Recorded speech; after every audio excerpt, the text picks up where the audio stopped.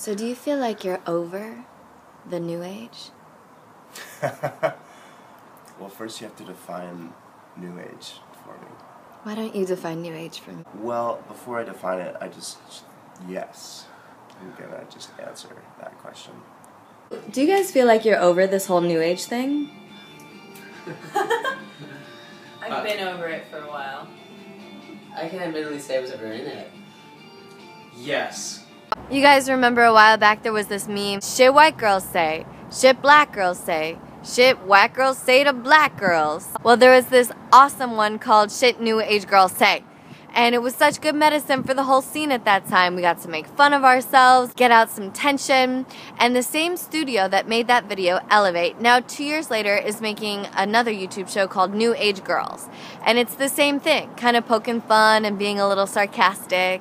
And this actually gets to me because I'm not sarcastic about my beliefs. And I don't want to be sarcastic about the culture that I go to when I'm seeking communion and connection around those beliefs. Sarcastic thinks they're better than. Sarcastic is negating without creating. Sarcastic really just taking what already is and regurgitating it, but saying that with a tone to imply that you no longer feel that that's right for you. So what is right for us in this New Age thing? Right now, it's almost like hipsters was a little while ago, where we're all so fucking New Age and we don't want to admit that we're New Age. It's like, how many green smoothies do you need to drink before you can admit to yourself that you're New Age? Does the Shapibo tank top fit? Really, what's turning me off from New Age is the same shit that turns me off from every other subculture. Ego, arrogance, self-importance, jargon, inauthenticity, cliques, a set fashion, in crowd, out crowd. When people start to latch onto these trends as a way of identifying themselves, the whole potency and magic of whatever was there originally is gone. When you look at people sometimes and their eyes get really big and they just like really, really want to connect with you. And it's like, to me, it's like energy vampire. All of that stuff has started to catch up with this particular culture, the way it does with any subculture going on, especially as things become commodified, which I think is particularly tricky with the New Age because there's such an emphasis on being rewarded for our gifts. And so not only do we have products that are being commodified and sold back to us, but we have people commodifying themselves and then put in a position of trying to sell themselves to their friends. As styles and languages become static, products become marketed, our disillusionment with the New Age culture increases. At the same time that those first wow spiritual breakthrough experiences of oh my God decrease. I feel that the whole New Age wave kind of has come from a place authentically of wanting to see a better world, but then slipped into this old way of enacting, of imposing a point of view that is just as exclusionary as like other movements have been, and also as religions have been. Like it has yielded to a little bit of an elitism, spiritual elitism, of like, I know better, I'm more evolved than you are, and that's not serving the purpose that the core of the message of that wave was supposed to be. So what do we even mean when we say New Age? And actually this term started in the 1800s with the Blavatsky sisters that started having psychic parties in their living room and really did believe that they were a part of a new age of ancient future wisdom collapsing in the now. Sound a little familiar. Before then and since then, this same river has been having different renaissances. And right now, it's become this huge blanket term for a whole group of fringe beliefs. You scratch beneath the surface and immediately these massive schisms exist. I ain't no crystal freak. I ain't no conspiracy theorist. I just want to do ayahuasca all the time. But there is something that enables us to be lumped together. I was asking myself what that was, and the first thing that came was actually that it's a similar conception of alternative health and wellness. What a lot of us share, just our ideas about what it means to be healthy, to have a healthy body, and to live in a healthy place. The intent of being authentic with what is, and being true to ourselves, and being real with ourselves, and discovering more of the mystery that connects all of us. The desire to connect, which is essentially, I think, founded in love. I came to New Age thought from postmodern theory. And what was so funny to me is that postmodern theorists and New Age thinkers were actually describing the same thing. They noticed the same phenomena. They just felt really differently about it. Postmodern theorists, nothing has any meaning anymore. We're all completely isolated from each other. What will happen to art in a world where everything can be produced and reproduced? New Age people saw the same stuff and felt different. If meaning is being hollowed out, then we're free to create our own meaning. If everything can be reproduced, then the only thing that has any value is spontaneous moments of creativity. The only thing that has any value is that which cannot be reproduced, which is art and creative individuality. Whereas postmodern theorists saw that everything was going to hell in a handbasket, what the New Age was able to do was to create a meta-narrative, to take all of this phenomena that they were noticing and shape it into a story of who we were and where we were going that was actually rich in meaning, that gave all of us guidance and made us all feel that we were a part of something, that we were a part of an evolution happening through history and consciousness. A lot of the climax of this story was centered on the solstice in December of 2012, when that solstice came and went, and there weren't 3 days of darkness, and we didn't all ascend in our Merkaba jetpack. It threw a lot of us into this questioning of what now?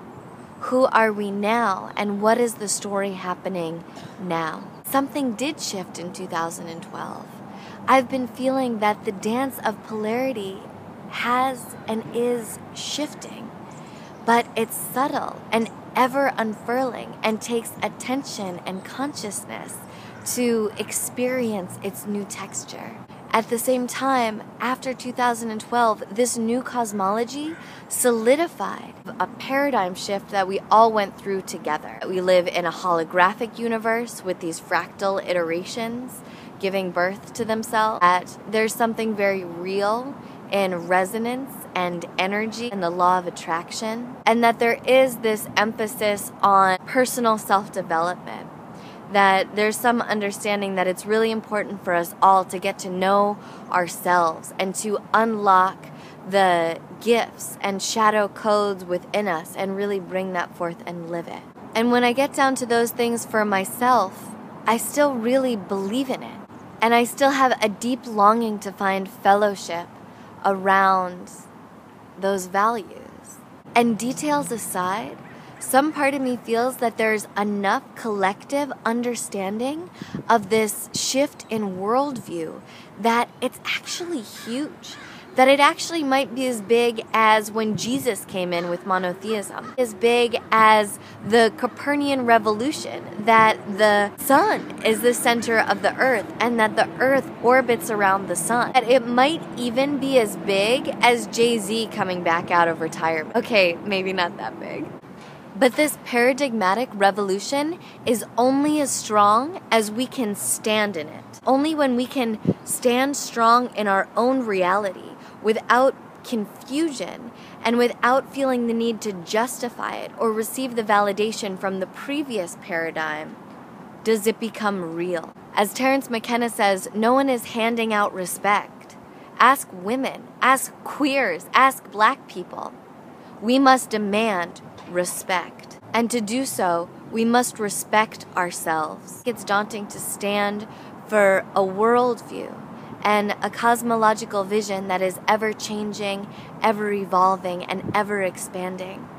but this is the truth of what my experiences showed me are present in the nature of reality. And so it becomes that much more important for me to stand for something that is evolving and ever-changing. What's really being asked for us here is to go through a Saturn return, is to come into our own maturity. And the question that Saturn asks is, what do you want to master? What do you want to bring discipline and perseverance to? In its shadow aspect, it can feel like this negative patriarch saying, show me the results. But in its exalted form, real results are being asked of us. And I want to live up to creating the actual tangible structures of this vision. I want to see sustainable systems of living with the earth. I want to see relationship accountability. I want to live the love that was revealed to me. I want to become my own authority for my life. Saturn is the invitation to do this. You've felt around a whole lot, and now it's time to really get in touch. Come home. Come home here and say, what am I mastering in this next cycle of life? What gifts am I bringing forward? What structures am I building? What disciplines will I employ to actualize that? What part of the fractal are you working on? And then go forth, live it, bring discipline, intelligence, and leadership to your gifts and walk the Saturnian walk of making them happen so that you can respect yourself and so that collectively we can create a culture that we respect. Thinking that you are the end when you have a long way to go is definitely going to keep you from getting to the end. Yeah. But it's the questions are the powerful parts, not the answers. Right. And that's building better and more effective skills to actually deal with, to effectively carry out that intention of saving the world through love and compassion and all of that. My power animal for this is Stephen Greer. I first encountered Stephen Greer when he was doing the Disclosure Project, and there he was in a suit, standing on a podium in front of the people of the Pentagon saying, yes, we're here today to discuss with you the nature of alien encounters. And recently, I just saw the movie Sirius, and there he is in the middle of the desert wearing natural fabric garb, jacked up on juicing, and initiating alien contact with a bunch of other hippies in a circle in the desert. And he was so unapologetic.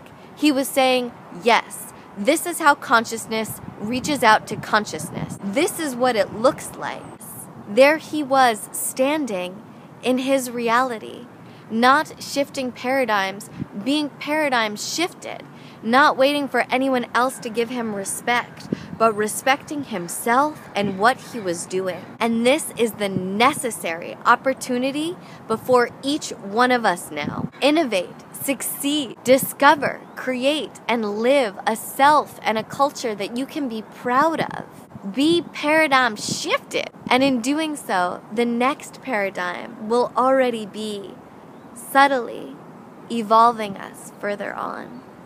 I am kind of having a hard time with, like, the first question you asked me was like, am I over it, you know? And that's a hard question to answer because I'm definitely over a lot of it, but a lot of it I'll never be over. I think I'm just in a larger process right now of trying to renegotiate the ways I relate to certain things in my life. Because the core of the New Age sentiment to me is about being self-aware, taking responsibility for your own shit, and doing right by others. And that's what got sideswiped by the ego again, coming through and like parading that around. As soon as you're parading that, you're not doing right by others, then you're putting yourself in the center of the group. It's us going back to the foundation of that belief and like actually doing it the right way. It's the way we do it. Okay, cool. You're saying that you're doing this thing, and you're actually fucking doing it. Great. Cool. Like, you're living the heart of this New Age movement. Wonderful. Oh my God.